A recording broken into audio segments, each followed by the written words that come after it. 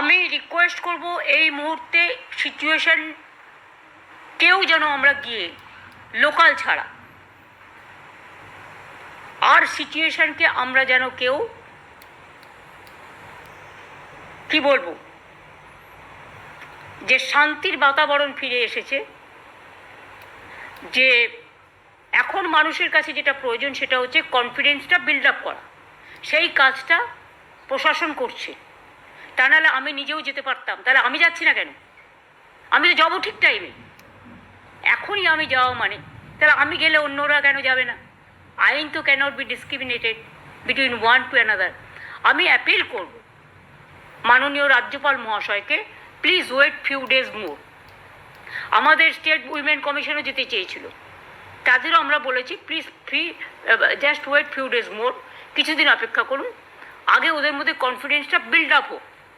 কারণ কেউ কেউ তো বাইরে থেকে এসে অত্যাচারটা করেছে, তার মধ্যে পোশাকধারীও আছে, আমাদের নয়, তারা ভয়ও দেখাচ্ছে। আর ত্রিপুরায় হয়েছে বলুন, ত্রিপুরায় যেতে, মণিপুরে হোম মিনিস্টারকে যেতে বলুন, ত্রিপুরায় যেতে বলুন, আসামে যেতে বলুন। ত্রিপুরা তো আমাদের হাতে নেই, আসাম তো আমাদের হাতে নেই, মণিপুর তো আমাদের হাতে নেই, আর বর্ডারও আমাদের হাতে নেই। প্লিজ রিমেম্বার, আগে বর্ডারের 5 কিলোমিটার পর্যন্ত বিএসএফের আন্ডারে ছিল। প্রেজেন্ট হোম মিনিস্টার আইন করে 50 কিলোমিটার করে দিয়েছে।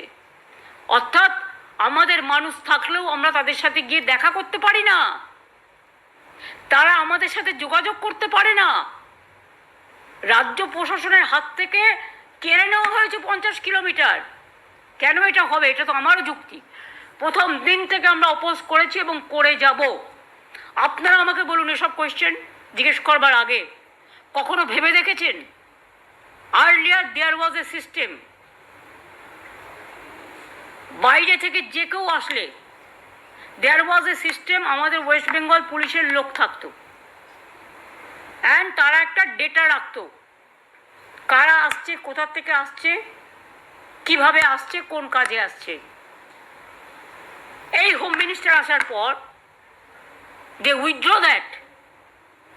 আমাদের অফিসারদের অ্যালাউ করে না to keep the data with them to find out the details about the outsiders.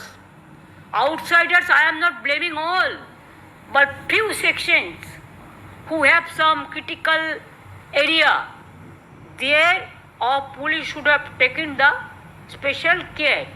But now we cannot do it because Home Ministry already withdrawn.